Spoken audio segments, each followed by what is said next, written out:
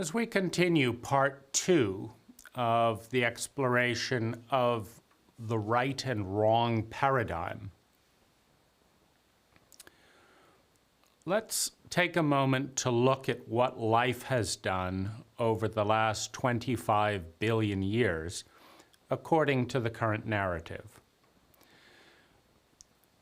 Science teaches us that 25 billion years ago, there was absolutely nothing.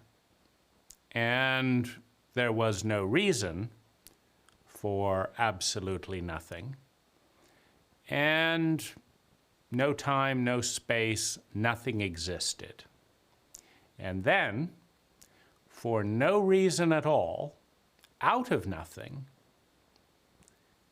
came an explosion of energy, of creativity, that the entire universe, multiverse, that all the galaxies and all the solar systems and all the different galaxies slowly emerged from something less than the size of a pea, and that 25 billion years later, we and the entirety of the history and species on our planet and every other planet emerged out of the pattern that life employed on this tiny bit of energy. So what has life done with this nothing into something? So the first thing that science would have us tell is that it's created something out of nothing. The second thing is that it rapidly expanded. And it's taken 25 billion years for the universe to get as big as it is today, and still getting bigger. So life's first principle or first protocol is to create something out of nothing. The second protocol or principle is expansion. Now, the third protocol is specialization or division. So one cell divides into 2 cells, and 2 cells divide into 4 cells, and 4 cells divide into 8 cells, and slowly an embryo takes shape. That one particle of energy becomes 2, that 2 becomes many, and that as all that is breaks into pieces, divides in half, and then in half, and then in half, one of the things that occurs is exponential increase of particles, of bits. Because you have 1 bit dividing, now you have 2. Those things divide, now you have 4. Those things divide, now you have 8. Those things divide, now you have 16. So you have an exponential curve where this cutting things in half occurs over and over and over again. And each time it occurs, there are more things, but there are exponentially more things. It's not just a linear plus, plus, plus. There are more things that are dividing into more things. And so this division happens at an exponential pace. Now, the next thing that life does is iterate. And the iteration takes place by creating slight mutations, meaning the copy of life creating and giving birth to more life, to one form of life giving birth to another form of life. That replication process of division happens slightly differently each time. leading to mutation, leading to experimentation, leading to iteration. And those mutations, those experiments,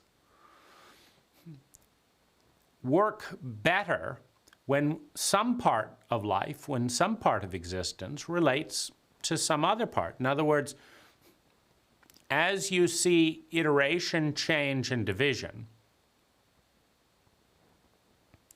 life comes together in relationships, in a feedback loop.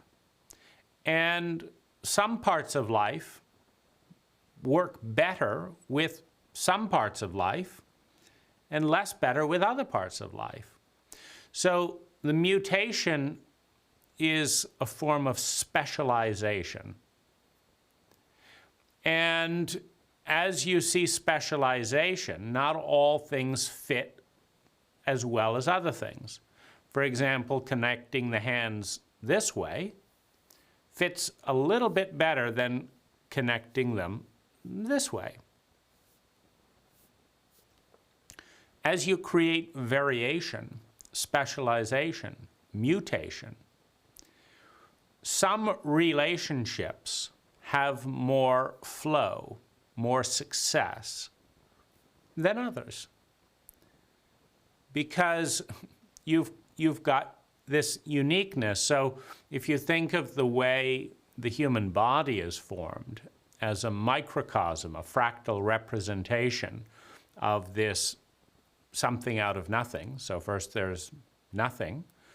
You have the semen, the sperm touching the egg, giving birth to an initiation of a replication process, as the entire history of the species is replicated in 9 months.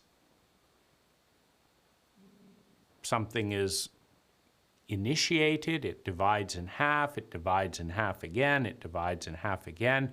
It continues to divide. And as things divide, certain things move into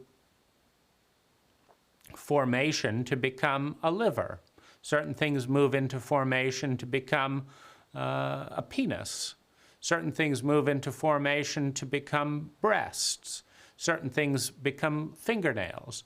And slowly this specialization occurs, and a liver works better connected to kidneys than it does to an ear. The body wouldn't work as well. It flows best in a certain order. And those are the relationships that work. And in this specialization and experimentation and relationship process, all manner of things are explored, and certain synergies emerge. So you can put matter and energy together in a billion different ways, but when you get the recipe just right, there is a synergy where the whole is more valuable, more functional, more sustainable than the sum of its parts. A fingernail doesn't last very long on its own. It lasts longer when it has a finger to grow it. A finger doesn't last very long on its own. It lasts longer when it has a hand to grow it. A hand doesn't last very long on its own. It works better when it has an arm. An arm doesn't last very long on its own. It works better when it has a heart, a kidney, a mouth, a mind. And a human being doesn't last very long on its own. It works better when it has a family, at the very least to give birth to it, when it has a family. And a family doesn't last very long on its own. It needs a species. And a species doesn't last very long on its own. It needs a planet. And a planet doesn't last very long on its own. It needs a solar system. And a solar system doesn't last very long on its own. It needs a galaxy. And a galaxy doesn't last very long on its own. It needs a universe. And a universe doesn't last very long on its own. It needs a multiverse. And beyond that, it's far too vast for us to see. But what makes sense is that while we like to think of ourselves as an independent physical body, this is a little bit of a mind game, because if we cut off the body from the ecology, this body is dead in 3 or 4 minutes under normal circumstances, or in a David Blaine extreme slowdown of the heart circumstance, the body is dead in 20 minutes. This body dies without its living, breathing connection to the planet around it. This body is dependent on the sun for heat. It's dependent on living plant material for oxygen.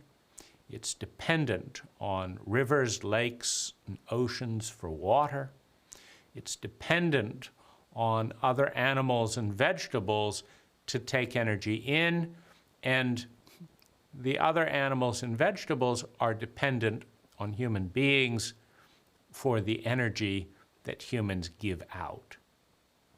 The shit of a tree is the food for a human being, and the shit of our lungs is food for a tree. There is a reciprocity, and in that reciprocity, sustainability in the relationship.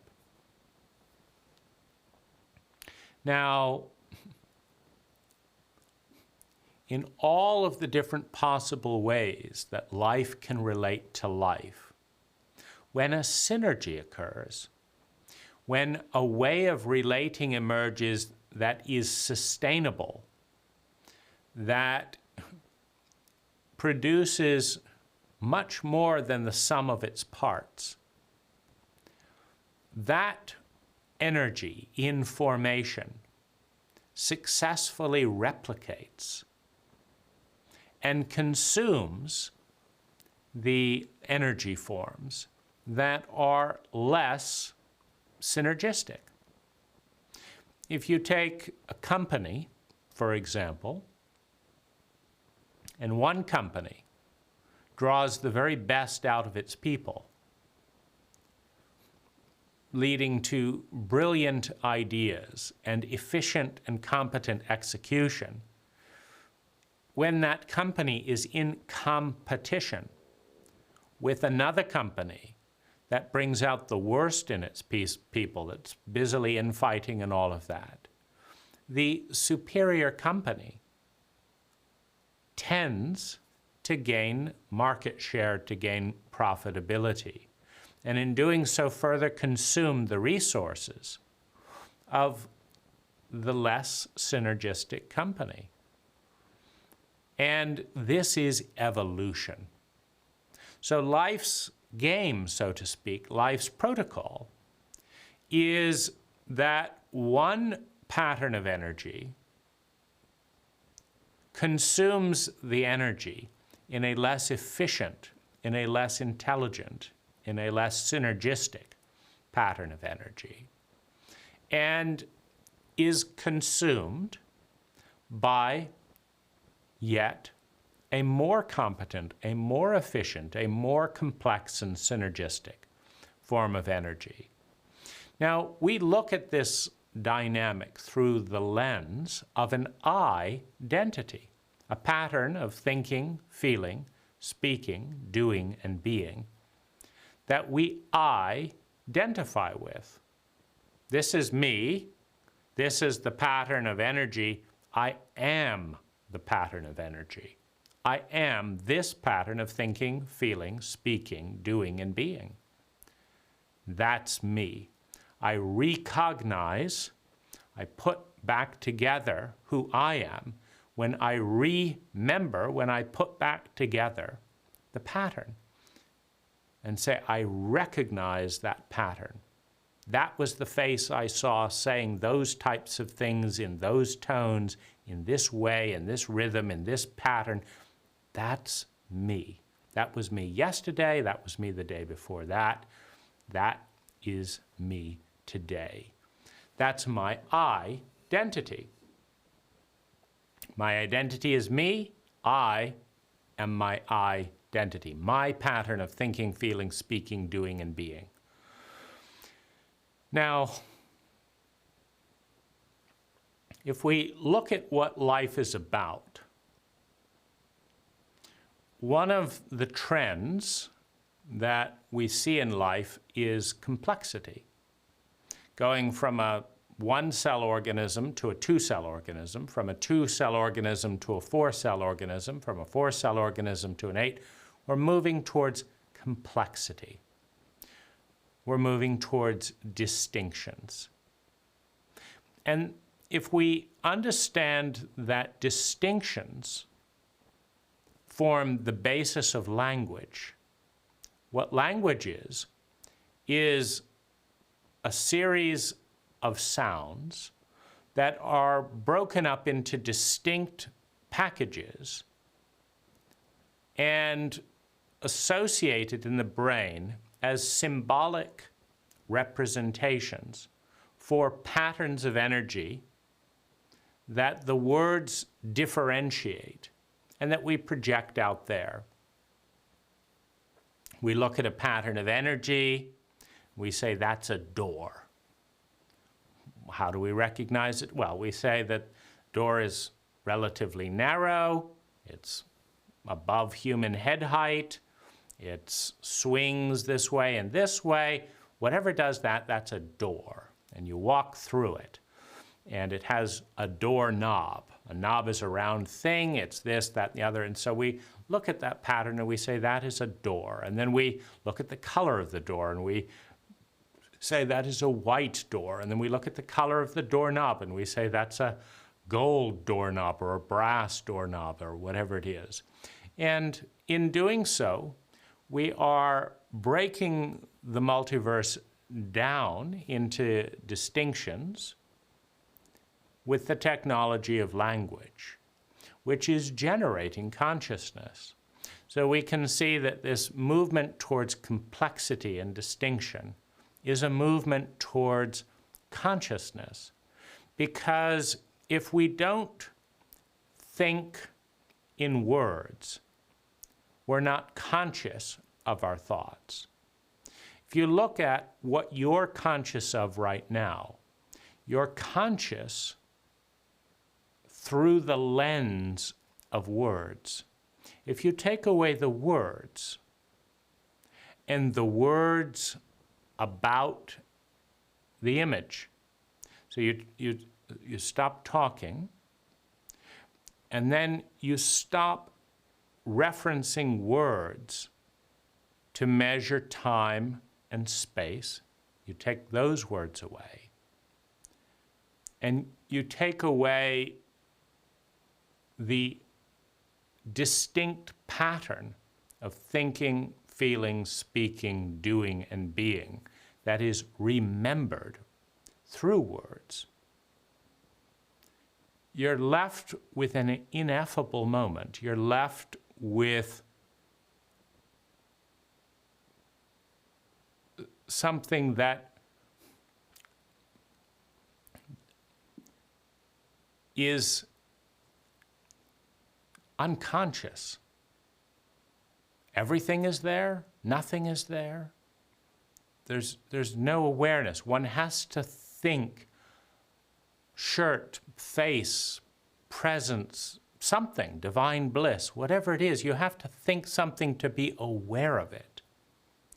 And the tool the vehicle of that thought is language.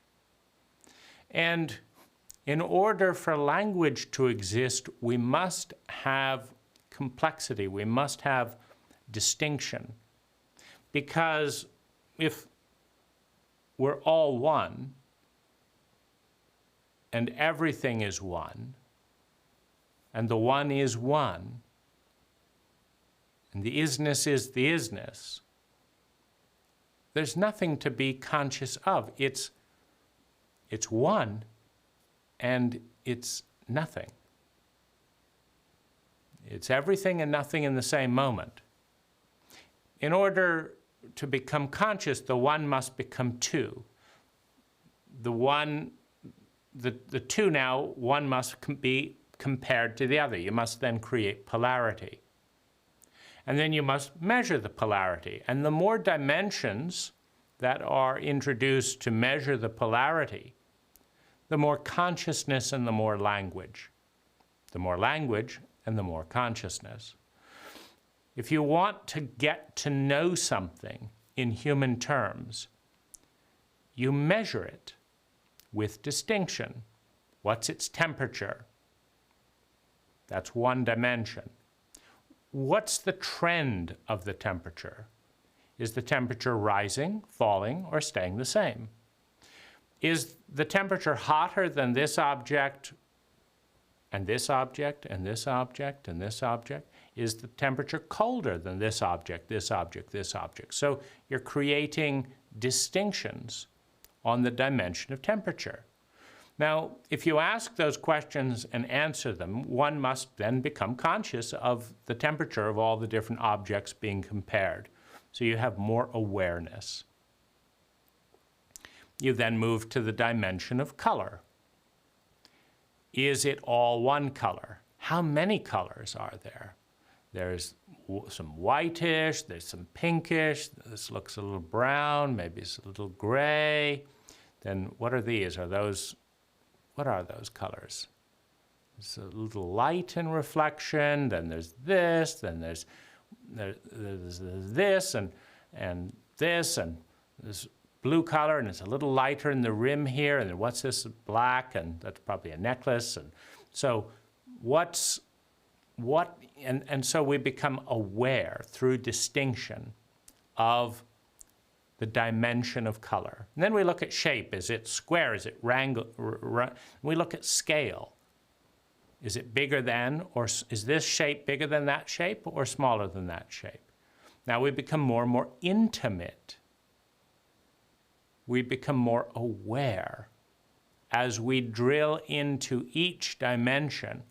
And suddenly we're very aware of what's going on in this little microdot of all that is. And we became aware through language and through questions, through the quest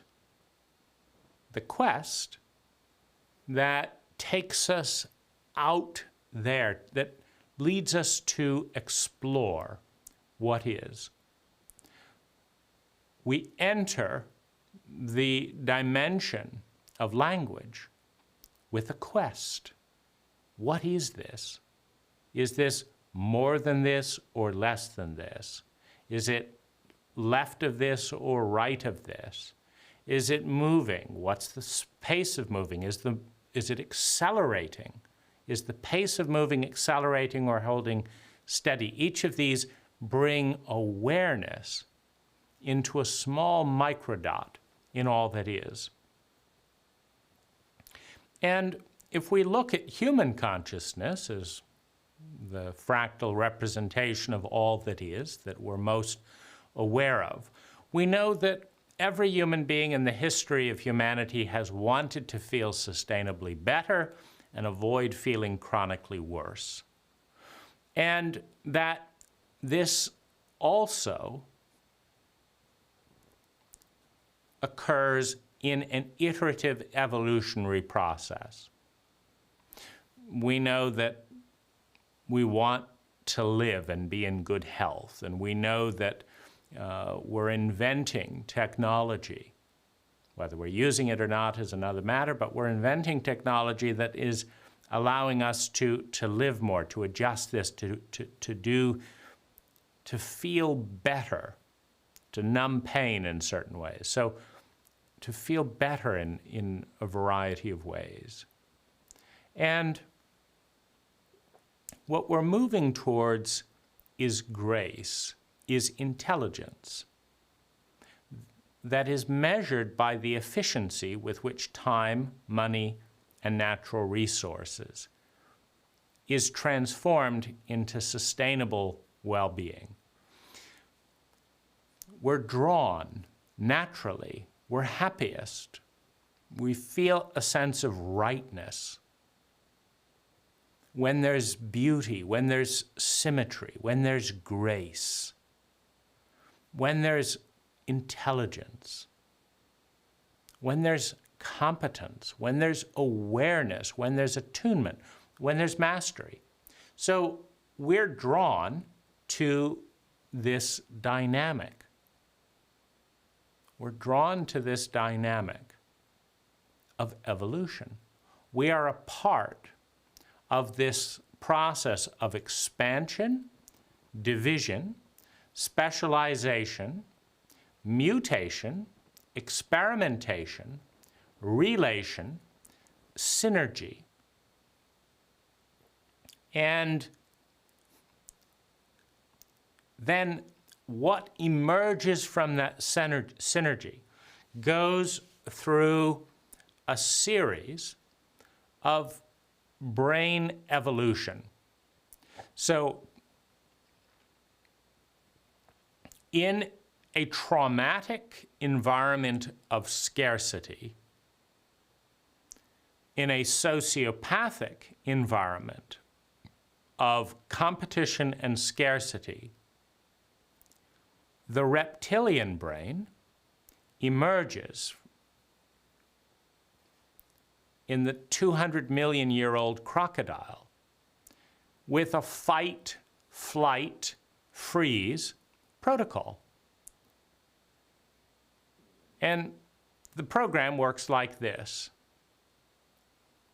If something is smaller than you and can be exploited, manipulated, dominated, consumed, you fight it.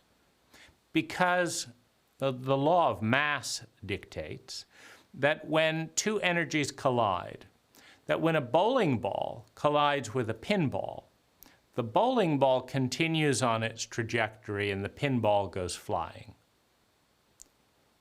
The law of mass dictates that the bigger pattern of energy absorbs the energy of the smaller pattern of energy and continues on its trajectory until it meets a pattern of energy that is bigger than it or equal size, and they come to a stalemate. So the law of mass leads naturally to the law of the jungle, the law of the reptile, the reptilian protocol, to survive and navigate a sociopathic environment. Consume and fight and win that which is smaller than you. Bullies never pick on older, stronger bullies. A bully invariably, as a reptile, utilizing the protocol of the reptilian brain, picks something smaller than it that it is almost certain to win. Because bullying is a reptilian act. Now, the same is true in reverse. In a sociopathic environment where the law of mass prevails, when you meet an energy coming towards you that is bigger than you, you anticipate a failure to win the competition, to win the fight. And so you run. You fight and attack and consume the energy from what is smaller than you, and you run from the energy that is bigger than you. Now, when circumstances are such that neither of those opportunities are reliable bets, are good options, you freeze and either dissociate in order to numb the pain of being consumed, or play dead to avoid appearing like a threat, or in the case of deer going limp after being pounced on by a lion. Sometimes the lion's adrenaline is simply aroused with the polarity between the running and the chasing, between the flight and the fight. When there's no more flight, when there's limpness, the fight dissipates as well, particularly if the lion is not particularly hungry. So sometimes going limp, freeze, will allow the predator to wander off, and then the animal gets up, shakes itself after about 20 minutes, and goes on its way. And so in a sociopathic protocol of scarcity, of domination, of trauma, you attack what is smaller than you run from what is bigger than you, and you freeze when neither of those are available. And if you're a human reptile, meaning if your body has been traumatized into a reptilian state due to childhood survival dynamics, and you have a conscious mind, there's a fourth element. It's fight, flight, freeze, or please, otherwise known as becoming an ass licker, where you pick someone who has the capacity to protect you in one way or another. And then you make yourself indispensable to that person so that, not as an act of generosity or selflessness or empathy, but as an act of sheer self-preservation. If you make yourself useful enough to a predator, to a reptile, to a sociopath, they will protect you out of what's called enlightened self-interest. If you can show that the odds of a sociopath surviving go up consistently more than the cost of protecting you, you can earn the protection from a reptile, from a sociopath. Simply in a business environment, which is traditionally predatory, you prove your usefulness to the lead reptile. So in a capitalist framework, capital is elevated above the value of the human beings who invented capital, who create and transfer capital. In a capitalist reptilian framework, the money is viewed as more valuable than the people who make the money, or spend the money, or invent the money. The golden egg is viewed as more valuable than the goose that lays it. So if you want to survive a round of layoffs within a sociopathic paradigm of scarcity, of fear, of survival, then you figure out who is the most powerful individual. In a chauvinistic cult, it's typically male, but regardless of who that is, there's plenty of situations where it's a female. You figure out who is the most powerful person in the power dominance hierarchy, and then you make yourself indispensable to that person. So in a company, within a capitalist cult framework, one would figure out how to make the top person the most money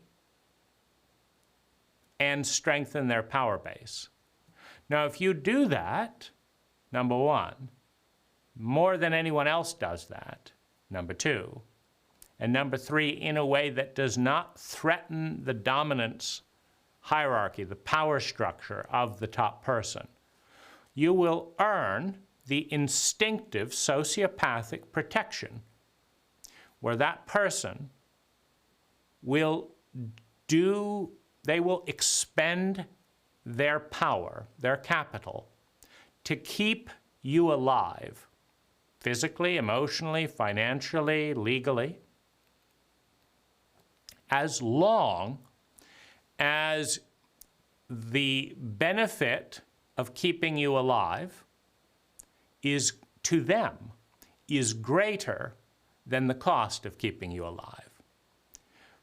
Politics and other reptilian domain is similar. It's understood that if you want to be appointed under the president, under the king, that if anything goes wrong, that the king must be protected at all cost. In a reptilian paradigm, the king will sacrifice their people, they will sacrifice their advisors, they will sacrifice the military, they will sacrifice the crops, the land, in order to preserve the king and the kingship. In a reptilian paradigm, the leader feeds on those most dispensable, most disposable in their usefulness to the king, may even kill them off if they're not good for the position of the king. In a reptilian paradigm,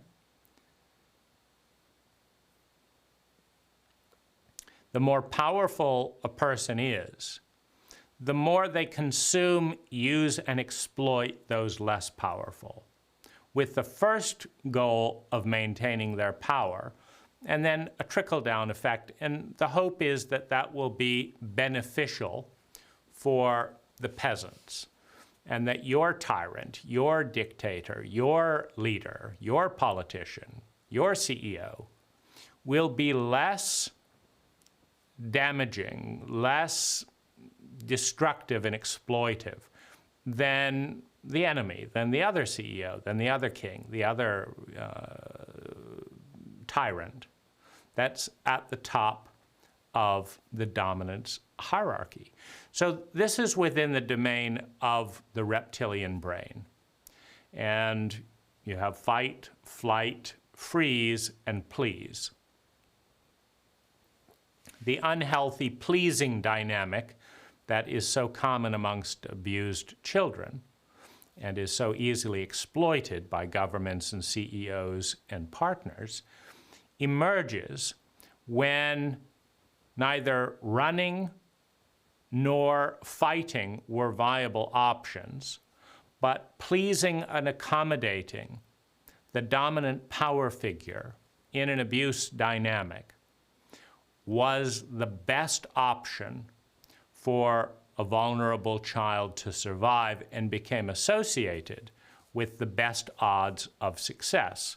Then you have what's called an ass licker, a pleaser, someone who will look carefully around and say, who has the most power, who's got the vote, who's going to win, will ally themselves with the one who will win, and will say and do anything to ingratiate themselves with someone at the top of the power structure, so that that person will benefit them. And this is the first state of the competition of relationship. It's the first state of brain development. Now, the next significant level is which is important to do the pleasing dynamic and also to be a more efficient runner, you know, in the flight dynamic, or attacker in the fight dynamic, is the pattern recognizing brain of the rational brain. So the rational brain basically breaks things into language, breaks language into patterns, superimposes those patterns onto reality, creates corollary relationships, and uses those to generate statistics that are used to predict the future. So a child at 5 years old watches mom and dad, who it depends on to survive, and they notice that every time dad has 4 beers or more, his face gets flushed, and every time his face gets flushed, he gets louder, and every time he gets louder, he becomes more belligerent when anyone disagrees with him. And so a child will then decide to fight the abuser, as that's not fair, getting belligerent at me, etc. I didn't do anything wrong, and by the way, I'm correct. So that would be a law of intelligence. But when you're dealing with a drunk in a reptilian state, being correct means nothing. Might makes right is a reptilian dynamic, and if your father is 5 times bigger than you in body weight and skill and talent, it doesn't matter that he's the one full of shit, because he's bigger than you. And so the pattern recognizing dynamic paired with the reptilian brain allows you to tactically fight more intelligently. It tells you, don't attack now, run now. Don't hide here, because we watched our younger brother get caught when they hid over here. We watched our middle brother get caught when they hid here. But dad's never looked over here. That's pattern analysis, and it's used to survive in a reptilian traumatic environment with more success. So you could say that the rational brain, when you're dealing with a traumatized person with a predominantly reptilian paradigm, and this is just a contagion, meaning when a baby is born into a sociopathic environment of high trauma and low traumatic repair, the body of that child grasps the reality, regardless of the words spouted in the cult, the reality that they're in a highly scarce, incompetent, sociopathic environment. And that the best odds of surviving will be to fear anyone that has more power, more speed, etc., is bigger in that environment, and either please them or run or deceive in a variety of different ways in order to survive that environment. And so the reptilian brain is a neutral, or the rational brain is a neutral overlay, which then leads to higher competency, higher success rates.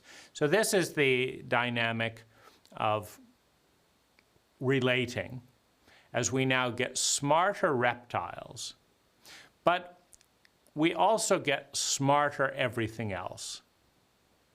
So the pattern recognizing brain that allows us to more successfully predict the future dramatically improves our odds of survival. Because when you can predict the future, you can conserve energy. And the evolutionary game is to conserve more energy than the other patterns of energy around you. For example, if you're an investor in the largely reptilian capitalist markets, you're going to survive if you have fewer losses. If you can do 100 trades with 20% fewer losses than your competitors in the market, you are going to win in the dominance hierarchy. You're going to get more money every year, 20% more than your competitors. And if that goes on for 30 years and you get 20% more every year than your competitors, you're going to amass more capital and more capital. Now, as you get bigger and demonstrate your competency, more capital is going to be given to you in that dynamic of we want to see who the winner is, and then we want to side with the winner. So if you are more competent and bigger than your competitors in a reptilian dynamic where the most money crushes the least money. You know, Microsoft didn't have to be a better software than Apple or anything else or Linux. It just had to have more cash in the bank so that it could intimidate and sue and buy out competitors so that its inferior operating system could prevail without being challenged.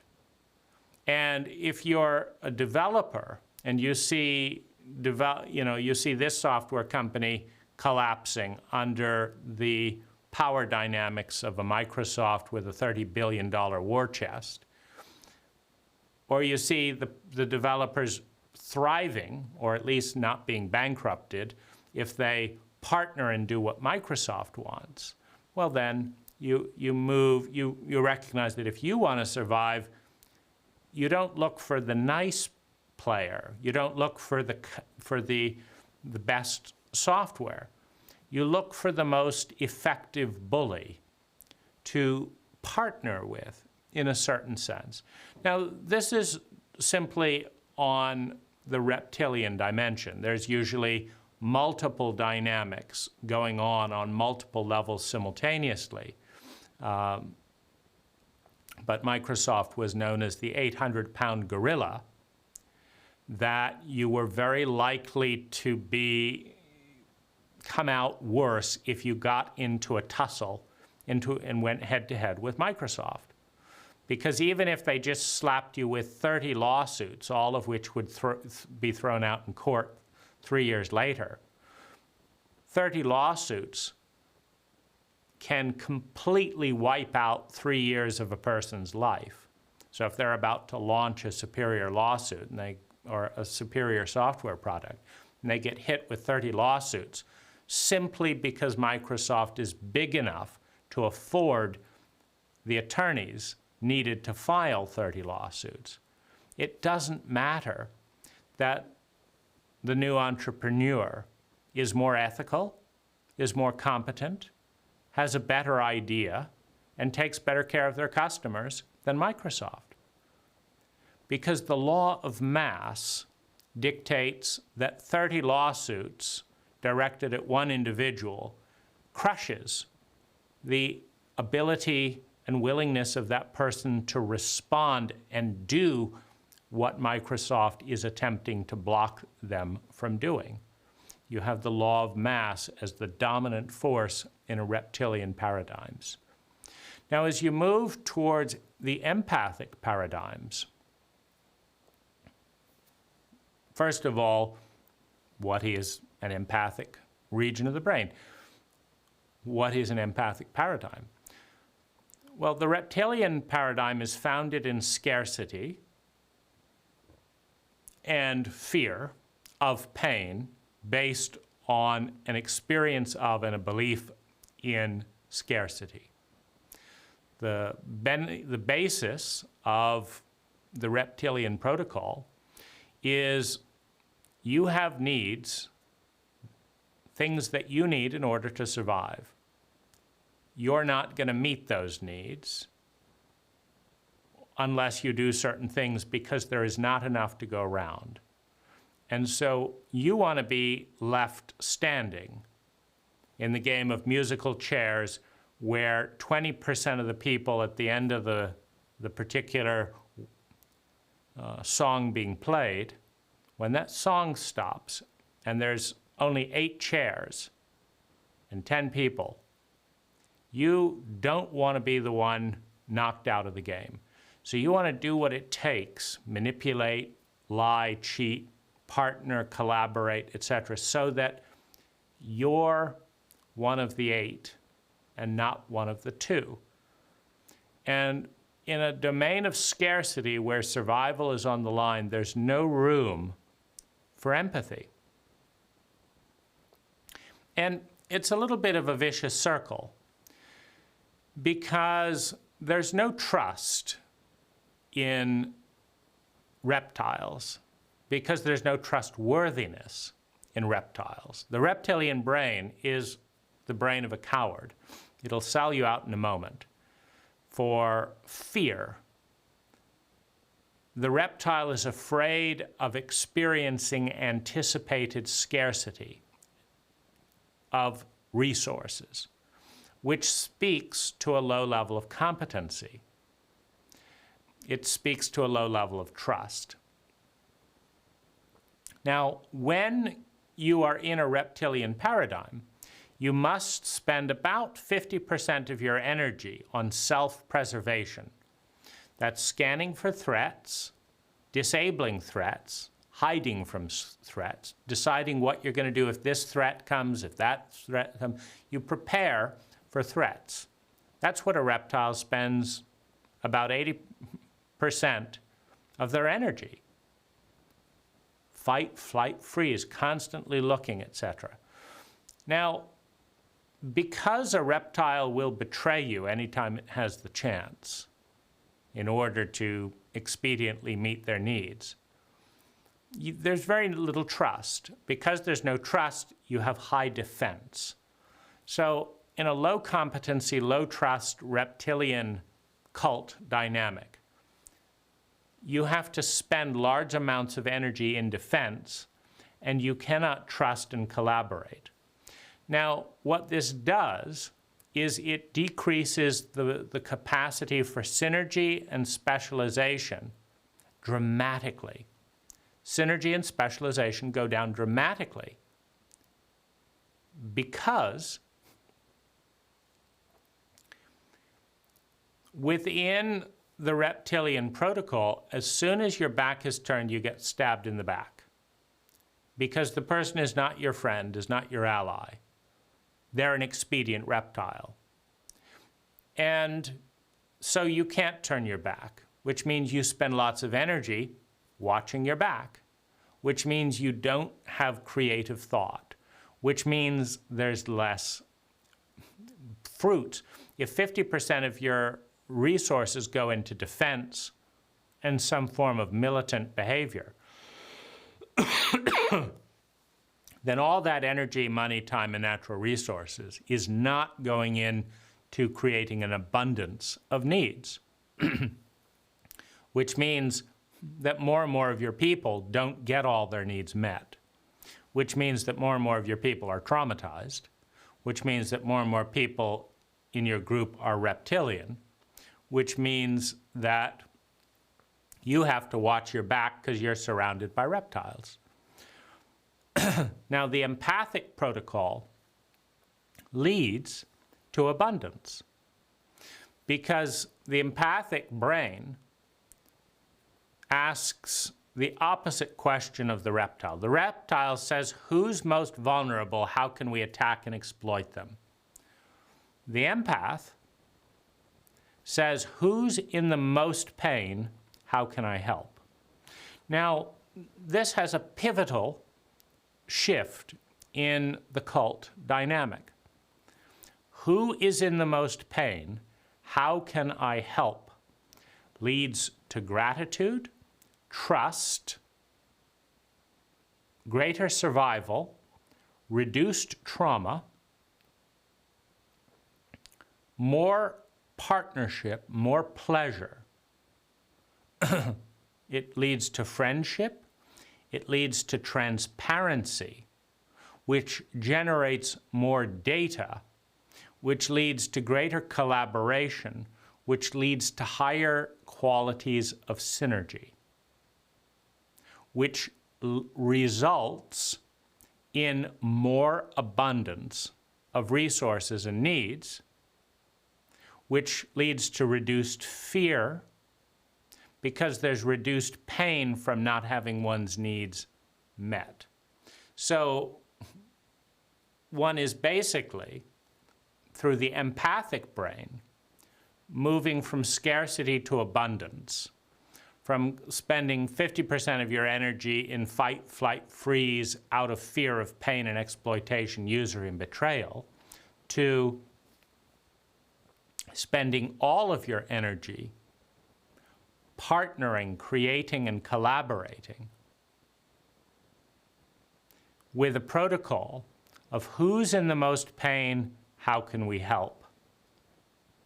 And it's a lot more fun. So it's a higher level of intelligence as energy shifts from defense and attack to collaboration, synergy, and specialization. You can't specialize as much when you're among reptiles, because to specialize, you have to work together on a greater whole.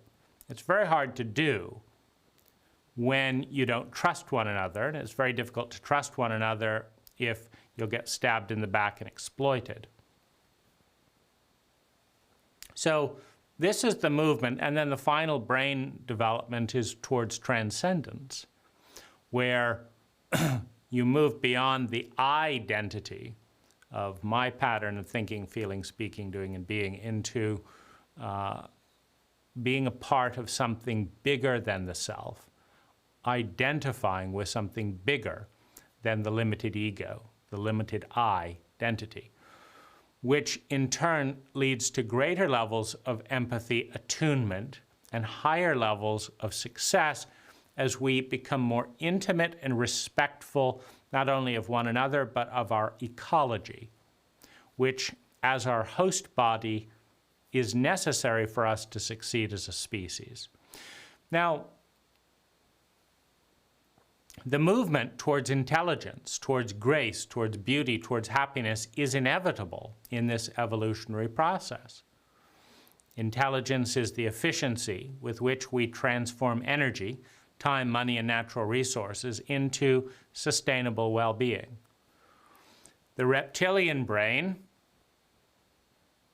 creates far more success in intelligence than no reptilian brain.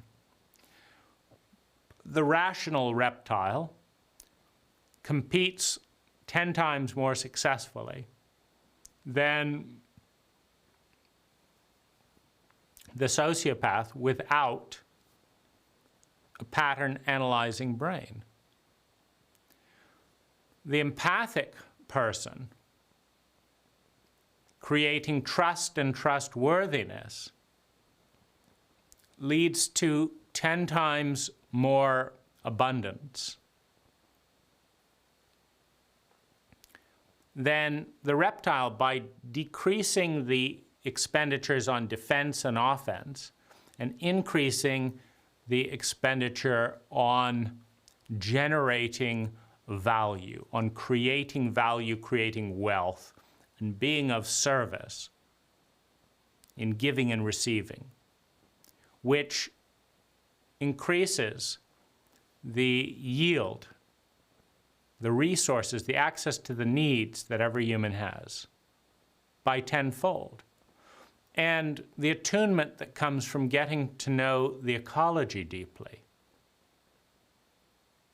to identifying with something bigger than the limited self and being in service to that, in turn, leads to higher competency and a tenfold increase in abundance and no energy spent attacking the other.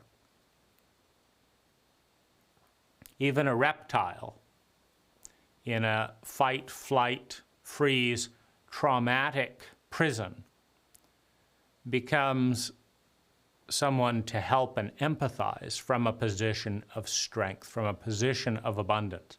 I've got my oxygen mask on, let me help you get yours.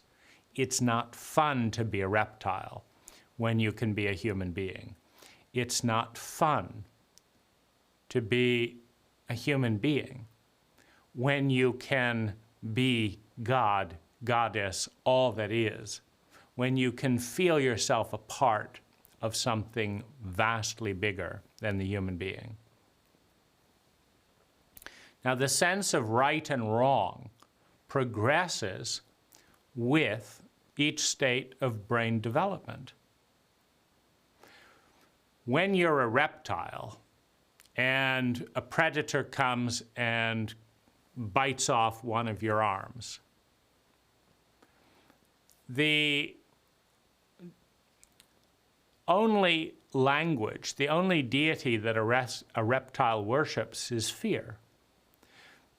The reptile will keep attacking you until it fears you. And so the path of retribution is to give the pain back to the reptile, because a bully will seek to exploit, humiliate, and manipulate the most vulnerable child in the playground.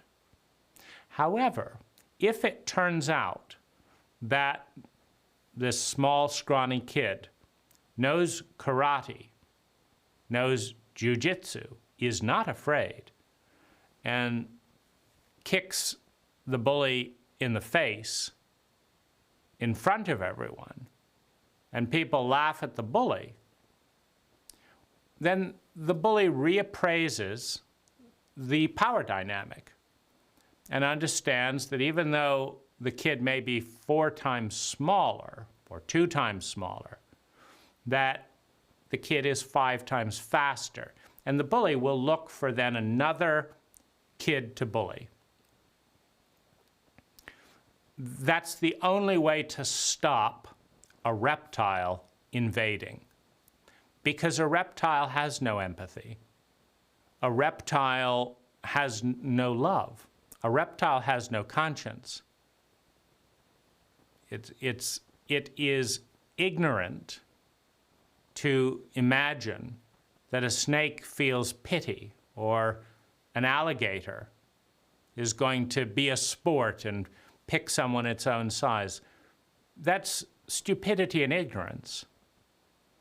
If you're dealing with a reptile in a reptilian state, the only thing that stops a reptile from exploitation, molestation, rape, theft, you name it, is fear. You must demonstrate to a reptile that they can and will experience more pain than you from an exchange. And then what the bully does is they move on to someone else. And so the revenge dynamic is about this: who's going to fight, who's going to flight, who's at the top of the dominance hierarchy. If that's not clear, there will usually be an altercation to establish dominance hierarchy within a reptilian paradigm. Who's in a reptilian paradigm? Emotionally and psychologically illiterate, chauvinistic, highly traumatized individuals that have not been helped and had their trauma repaired. Well, that's a large percentage of the population going through school, which is why the reptilian brain is very active in school dynamics. It's cruel, it's sociopathic, it's present, and it's pervasive. And so that's going on at the reptilian level. To right a wrong, to seek revenge, to seek retribution, to stand up for oneself, to have a fight, is part of the evolution towards competence of those in a reptilian state. Because the smartest, the fastest, the best reptile will win the fight and will earn the right to pass their pattern on to others. The one that dies, socially, mentally, or otherwise, the one that dies, loses the right to pass their pattern on to others. Because there is a state in evolution for reptilian competition. And for nature, for life to grow and evolve, the most competent, the biggest, the fastest, the smartest, the strongest sociopath wins in the competition for the dominance hierarchy. That's just the way evolution occurs within the reptilian brain. Now, as you move into the rational brain, of course, you get to be a much more competent reptile. As you move into the empathic brain, when you are dealing with empathic people, see, this is one of the reasons why for the human species to evolve, the focus needs to be on the lowest common denominator. You have 100 Buddhist monks all chanting. One person gets out a gun, shoots the ceiling, shoots the Buddha, shoots one of the monks, and tells everyone to stop chanting. The amount of fear and pain brought by one person brings everyone into a fight, flight, freeze state. Generally speaking, you can have a few Zen masters that smile and go to their death, perhaps, or maybe help the person with the gun move through their fear and their pain to lift up into a human or a transcendent state. But statistically speaking, one person with a gun will reduce 99 to a reptilian state in a matter of seconds. Now, what we're saying is that if we ignore those in the most pain, if we ostracize those with the most fear, we are setting up a confrontation between those in the most pain and fear who are in scarcity around their needs, and the majority, in which the majority will be diminished and reduced to the level of the minority, which means that the recipe to growing into a state of a higher brain development is to focus on the minority. It's the majority's job to take exceptional care of the minority in the group. Because if the majority behaves as a reptile and exploits the minority will descend into a reptilian state to respond to the level of sociopathic cruelty being demonstrated in the unconscious or conscious dominance and cruelty of the majority.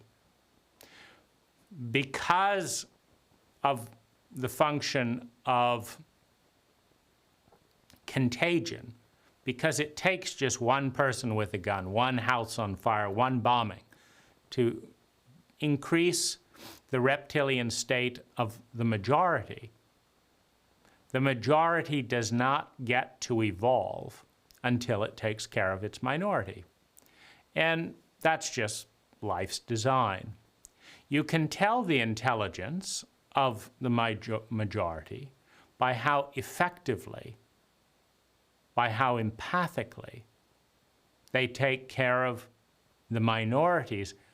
And the two questions are always the same. who is in the most pain? It's always a minority. How can we help? How can we is always the majority.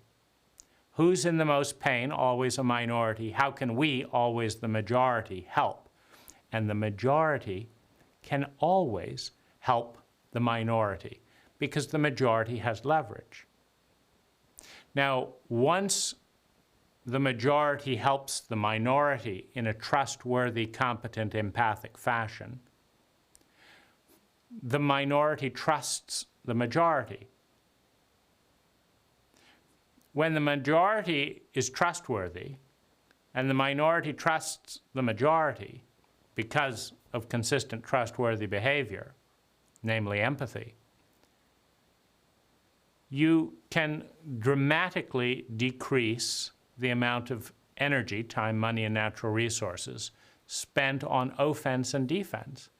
That energy can now be reapplied to meeting the needs of all people in the group, which leads to abundance, which is a state of competence and a state of intelligence. It's a higher level of intelligence, so it feels more right. Now, what feels wrong in a reptilian dominance hierarchy? It feels wrong to fight with something bigger than you and right to run. And it feels wrong to let a reptile get away and not experience some of the pain that they're causing if you have the ability to inflict it. And so you have, competition and evolution through sparring and adversarial relationships. In a rational framework, what feels wrong is waste and inefficiency. When you see a business and a customer wasting lots of money, time, and natural resources and not knowing what they're doing, the customer doesn't know what they're doing, the business doesn't know what they're doing, no one's getting what they need, that's wrong. You need to ask this question. You should have clarified this. This is a misunderstanding. So on a rational level, what's wrong is confusion and incompetence and inefficiency and insanity. And what's right is facts and data and clarity and figuring stuff out. When we're dealing with the empathic brain, what's wrong is when the power descends into the reptilian state to exploit the vulnerable. That's wrong. That's not what government is supposed to do. Government is supposed to protect the most vulnerable people, not exploit them, not kill them. So what's right is the path of empathy that leads to trust. What's wrong is exploitation, is abuse of power, is greed and corruption. That's what's wrong, corruption. You are the tax provider. You're taking money from people to help the public good, not give it to your uncle who's giving you a bribe so that they get the road building contract. That's wrong. Otherwise, we don't trust politicians, etc. And when politicians are reptiles, people don't trust them. And when people are reptiles to politicians, the politicians feel numb and pain and anger at not being appreciated and seen and often become reptiles. So again, the lowest common denominator it emerges. Now, as we move into the transcendent brain and the transcendent state, it is an identity with the whole, with the synergy. And what is wrong is the violation of the ecology, the violation of the whole, is the poorly thought out design, is the narcissism of the self-centered, obsessive ego that is sabotaging the potential of the whole for the benefit of the ego. That's what's wrong. And what's right is sublimating certain personal agendas for something far more magnificent.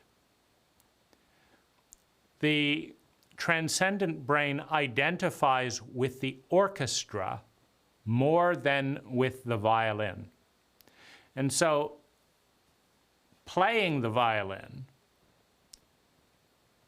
the transcendent mind does not just do whatever it feels like, whenever it feels like, because that's what feels good for the violin. I want to be heard more. I want to do this and ruin the symphony.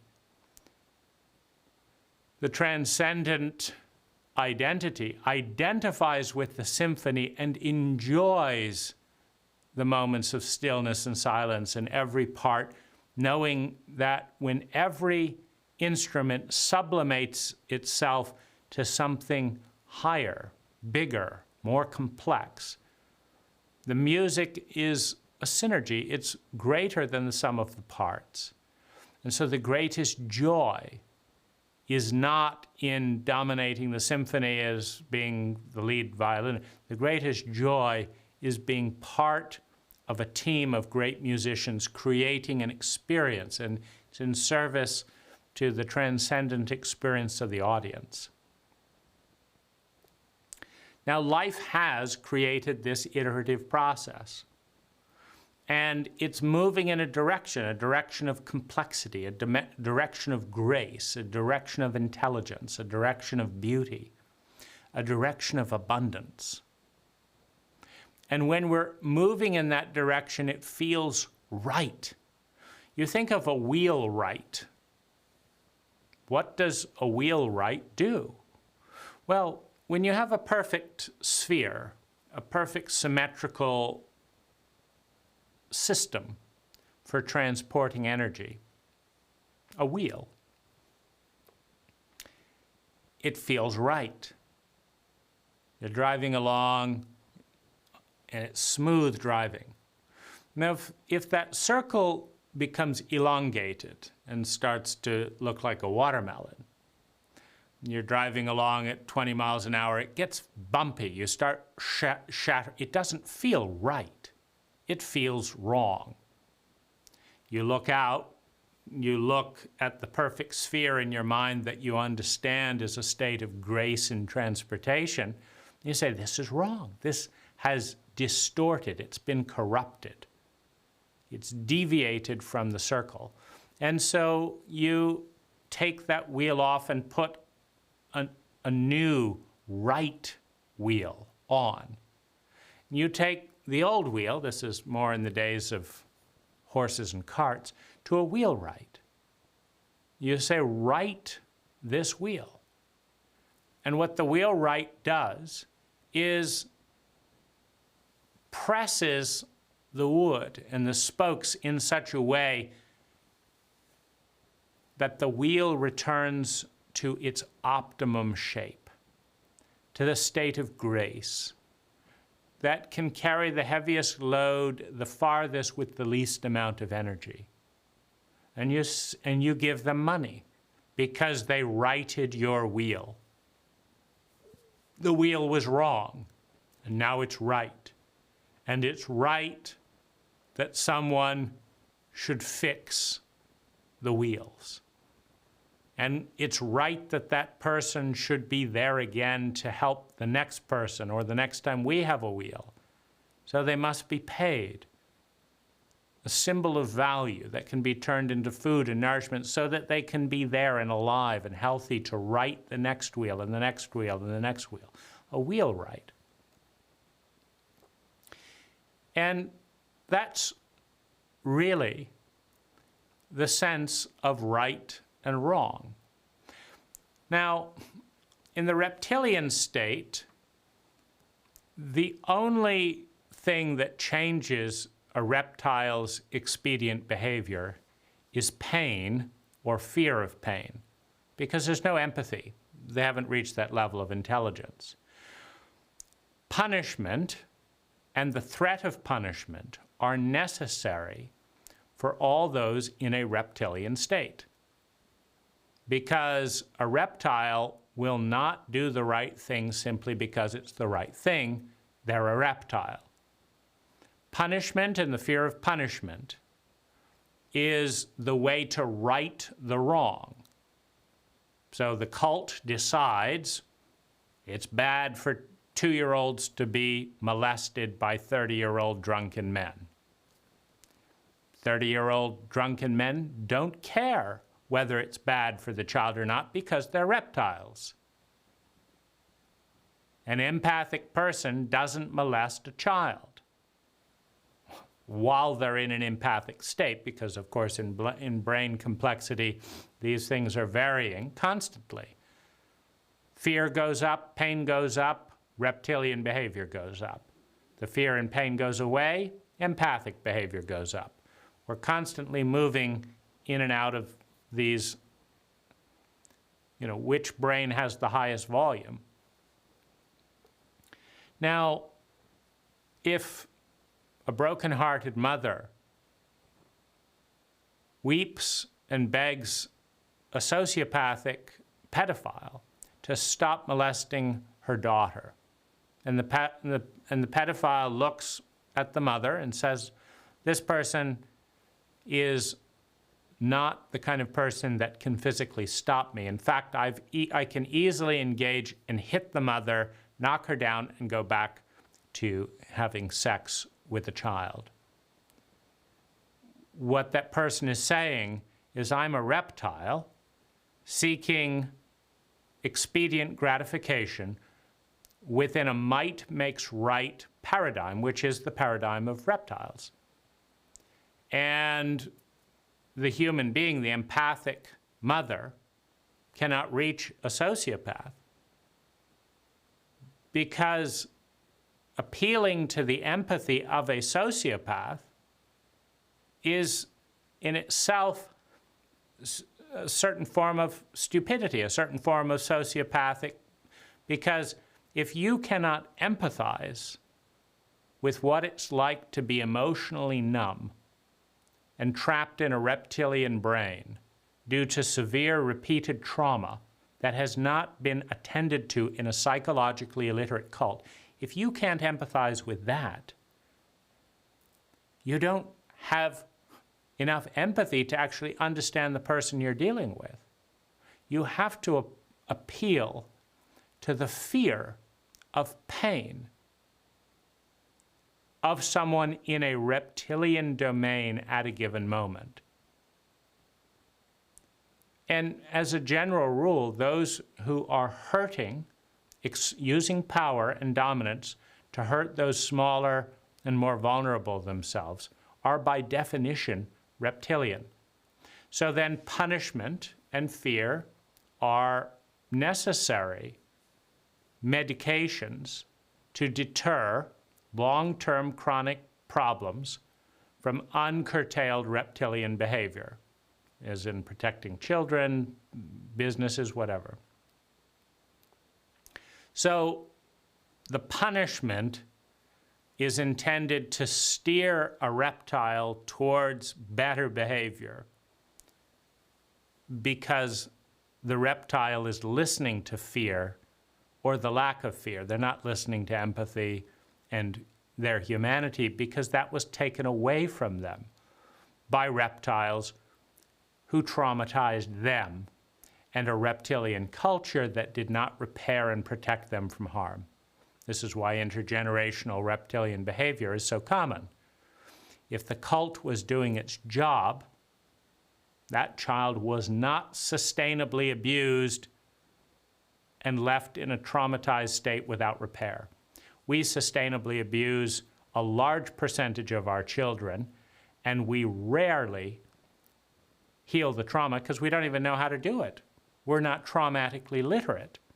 So righting the wrong can be punishment at a level that will deter the criminal, the sociopath, and others from doing more of it. So that's righting the wrong. It's inefficient for a woman to be sexually impotent, terrified, and unresponsive for 60 years of her life because 3 drunken pedophiles on 3 different days molested her at age 6. That's too much waste for an intelligent cult to create, induce, allow, and tolerate with doing nothing. If you're dealing with people in a reptilian state, first of all, it means the cult did not effectively serve those people as children. So they're in a reptilian state. The reptilian state is sociopathic by definition. Now, that being the case, the only way forward is to induce fear in people who are trapped in their reptilian brain. Until the cult develops the competency to help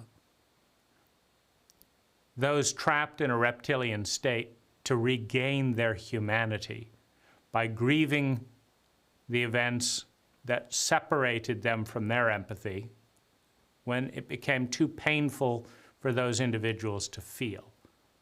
And they began to enact their abuse cycle rather than grieve and heal it. That's not their job alone. That's everyone's job in our cult. So, to right the wrong when we look at the rational brain is to look at inefficiencies. This is our stated goal. These are 100 protocols being used to achieve that goal. These 10% protocols are the most inefficient protocols being used anywhere. They've got to be put away. And these 10% of protocols are achieving these goals 80% more efficiently than the others. They've got to be utilized. And what's wrong is suppressing that data, is hiding that truth. And as we move into the empathic paradigm and the empathic brain, then who's in the most pain? How can we help? Is the right way to sustain and grow and spread the meme of an empathic algorithm, an empathic operating system. Who's in the most pain? How can we help? And what's wrong is when the people in the most pain, who are the most innocent, who need the most help, are turned on, are abandoned, are betrayed, are exploited, are fed to the reptiles. In the mythology of St. George kills the dragon. In the mythology, the dragon, the reptile, the traumatized tyrant, the dragon preys on the town. The reptilian brain hunts the innocent. And the town people go to the dragon and ask for appeasement. And they say, "Dragon, what do you want so that you will stop tormenting our village?" And the dragon says, "I want you to bring me an innocent young virgin girl every month. And if you deliver her to me, I will rape her, I will eat her, I will consume her, but I will let your town go." And the townspeople are afraid of the dragon, of the reptile. They're afraid of the sociopath that is mythologically represented by the dragon. And so, year after year, they give the innocence of their daughters, and they tie her up on a rock and leave her for the reptile, who comes and consumes the virgin. They don't confront their own fear, their own greed. They don't confront their own reptile. They sacrifice the innocence inside and outside to appease the reptile. They don't want to get in a fight. They're frightened of conflict. Now, St. George says, I'm not hearing of this. I will go and fight the dragon. Now, the town people discourage him. They're afraid of the dragon's anger. They're afraid. Every abused woman who tries to appease the reptile in her drunken, abusive husband, every abused male who tries to appease the vitriolic, shame-based rage of his drunken partner is sacrificing the innocence of the feminine to appease the dragon, the reptile. But St. George slays the dragon to protect the innocence of the feminine. And in doing so moves the cult towards the paradigm of empathy. Because in a sociopathic cult, the parents feed on the children sexually, economically, emotionally, physically, financially. The child has a little money, has some success, the parent takes it. The parent feeds on the child. The king, the czar, the president, the dictator feeds on the people for the good of, Louis XV, whatever, taxes the people to build an even more opulent palace.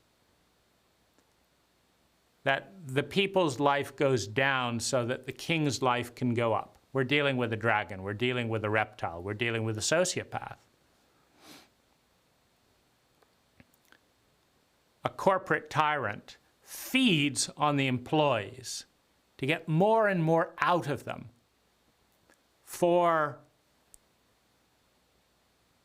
another round of stock options. They've already got 20 million. Let's get 50 million. Let's get 80 million. I don't need it. I just want more. Who cares if we shut down a town? Who cares about this? The reptile feeds on those most vulnerable to deliver, the dragon hoards treasure, to deliver to those who need it least. And George slays the dragon and protects the innocent one, which is the path of empathy. Because when the strongest protects the most vulnerable, when the big one, when the parents protect and nurture the children, when the king serves the people, you have empathy, you have trust, you have trustworthiness, you have collaboration, you have love, you have partnership, you have gratitude, you've got enthusiasm, and you've got specialized synergy. You've got a transcendent dynamic. And for the empathic brain, that is right. And corruption, and lies, and secrecy, and hidden violence, and abuses of power, those are wrong to the empathic brain. And what is right is that those who know how to serve those most in need are at the top, not those that are the best at analyzing what people want to hear and what their fears are and manipulating the majority into voting for them or tolerating their tyranny. So you have, again, another level of right and wrong. Now, when you move into the transcendent brain, what is right is that which is sustainable and good for the whole. And what is wrong is what's good for a small part of the body, a cancer perhaps, growing exponentially and destroying their host body. That what's wrong is cutting the forests that are needed for clean air for the entire ecology. And what's right is making that whole sacred with a sacrifice that at the level of transcendence is not martyrhood. It is bliss.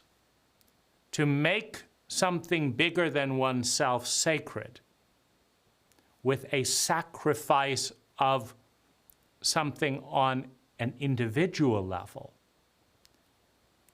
for the larger self of what one is a part does not feel like a sacrifice. It feels like a sacrament. It feels like a celebration. To consume less chemicals, understanding the way that that benefits the whole, to eat healthy organic food, understanding the ways that that goes out, to meditate and cultivate an energy inside, understanding how that ripples out. And to let go of some of the cult-induced memes and dogmas of what one should possess and pursue according to the latest advertisers. This is a movement towards rightness through the transcendent brain. Now, I'm wrong, I deserve to be punished comes from childhood and cult programming referencing the reptilian brain. The reptilian brain that presumably can't change without pain. But punishment and pain does not in and of itself make something more right. And the only state or brain program that needs pain and fear is the reptilian brain. And healing the underlying traumas that separate us from our empathic brain is far more effective so that empathy can take over. When you have empathy, you don't need fear and pain. You just need to ask the question, who's in the most pain? How can we help?